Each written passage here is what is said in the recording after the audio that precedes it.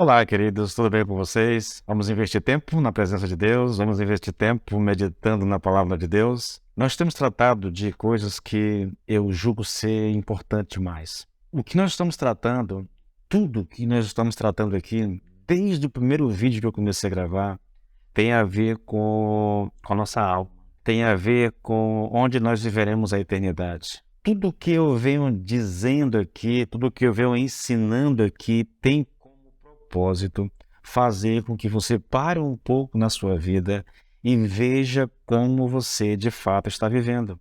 E veja como você lida com essa questão de Deus na sua vida.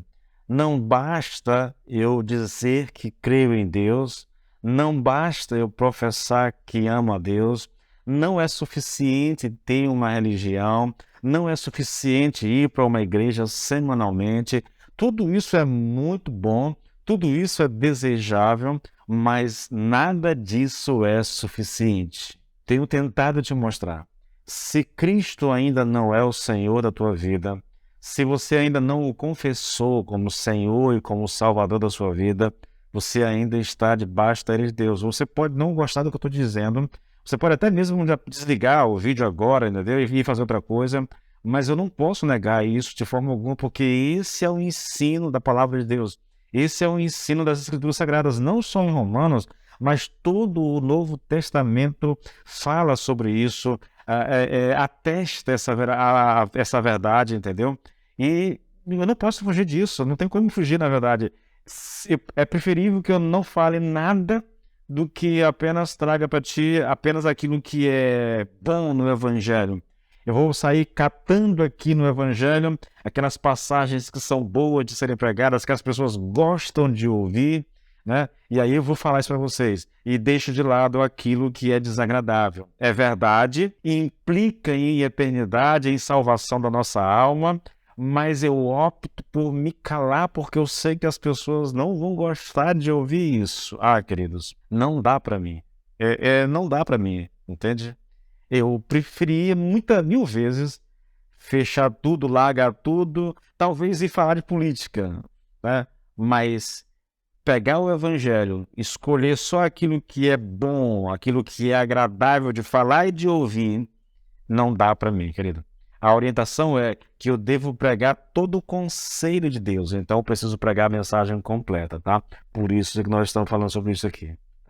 Eu falei no último vídeo que a revelação geral de Deus, essa manifestação gloriosa, tremenda do poder de Deus, da criação, na história, na providência, essa revelação de Deus até mesmo no nosso interior, na nossa consciência, essa revelação não foi dada com a intenção de salvar o ser humano. Ela tem a intenção de tornar o ser humano indesculpável, porque ele tem um conhecimento de Deus, mas ele simplesmente virou as costas para esse conhecimento.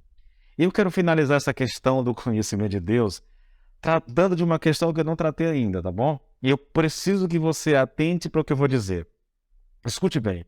Se tudo que Paulo disse até aqui é verdade quanto às nações pagãs, gentílicas, ou seja, que elas são indesculpáveis diante de Deus por causa da revelação que tinha na criação, lembre-se, o capítulo 1, do versículo 19 até o 32, Paulo está se referindo aos gentios, ele não está falando ainda aos judeus, que era o povo de Deus. Ele não está falando de uma revelação especial. A revelação especial foi dada aos judeus. Ele vai falar isso no capítulo 2. Aqui é essa revelação geral e ele está se dirigindo aos gentios, aqueles que não eram judeus, tá bom? E quer dizer, fora o judeu, todo mundo é gentil. Então está falando para nós, tá bom? Então, repetindo aqui, se tudo que Paulo disse até aqui é verdade quanto às nações pagãs, gentílicas, ou seja, que elas são indesculpáveis diante de Deus por causa da revelação que tinha na criação, na providência e na história, quanto mais indesculpáveis são os judeus, a quem fora dada uma revelação especial, ou seja, toda a escritura do Velho Testamento, né? A eles, aos judeus, foram dados os reis, os sacerdotes, os profetas, eles tinham o tempo, eles tinham o sacrifício, então eles tinham tudo. Eles tinham a revelação geral de Deus e tinha a revelação especial de Deus. Agora, querido, e tudo isso eu disse a respeito de gentios e judeus dos tempos de Paulo. Vamos pensar um pouquinho agora. Se os pagãos e os judeus eram indesculpáveis diante de Deus, o que dizer de nós em pleno século XXI? Nós temos a revelação geral que os pagãos tinham, nós temos a revelação que os judeus tinham do Velho Testamento, temos a revelação especial do Senhor Jesus Cristo nos Evangelhos, nas cartas, ou seja, nós temos também não só o Velho Testamento, mas nós temos também o Novo Testamento, e nós temos ainda, queridos, 2000 anos de história da igreja. Nós temos o Evangelho sendo pregado livremente nas igrejas, nas ruas, na TV, na rádio, nas redes sociais. A questão é, se aqueles pagãos do tempo de Paulo eram indesculpáveis, quanto mais indesculpáveis são os homens e as mulheres de hoje. Essa é a questão que eu quero tratar contigo, tá bom? Porque é fundamental que a gente pense nisso.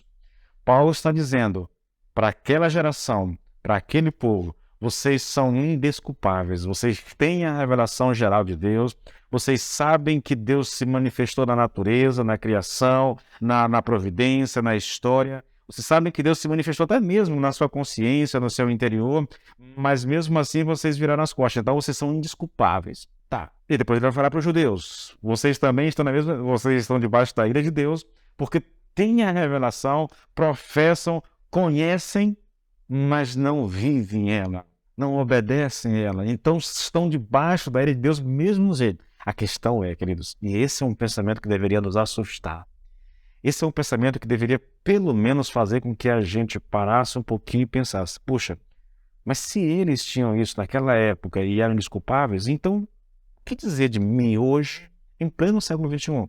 Porque eu tenho tudo isso. Eu tenho o conhecimento de Deus, hoje um conhecimento muito mais apurado, extremamente mais apurado do que os gentios tinham naquela época. Hoje nós temos a ciência, a tecnologia para revelar o cosmos para a gente, o universo, aquela coisa toda.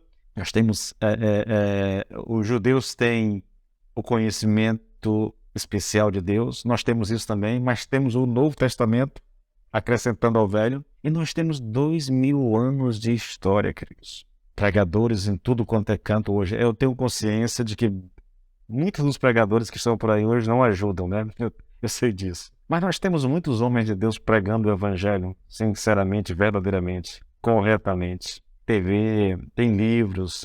Queridos, os meios estão por todos os lados. Você com um celularzinho na mão, você tem acesso a tudo que há de conhecimento, entende?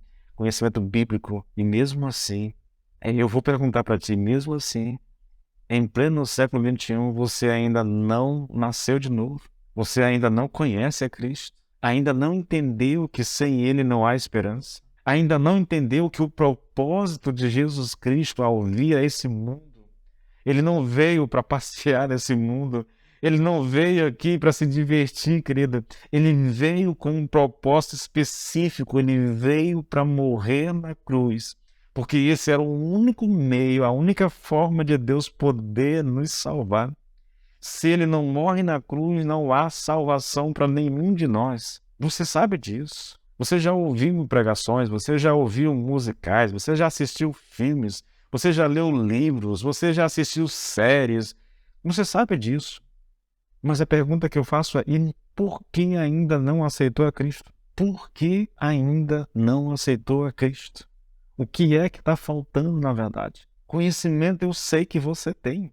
Tenho consciência disso. Você tem conhecimento. Você sabe. Eu tenho falado disso para muitas pessoas, pessoalmente, conversando. Creem no Senhor Jesus Cristo, dizem crer na Bíblia, creem no céu, creem que há um inferno, creem em tudo isso, sabe como ir para o céu. Mas quando você pergunta, você quer aceitar a Cristo, a pessoa diz, não, pastor, agora não. Isso eu não entendo, querido. Eu fico, meu Deus, que é isso? A pessoa está fazendo uma opção de perdição eterna. Que o Senhor nos ajude, em nome de Jesus, a crer em Jesus Cristo, tá bom? Deus te abençoe.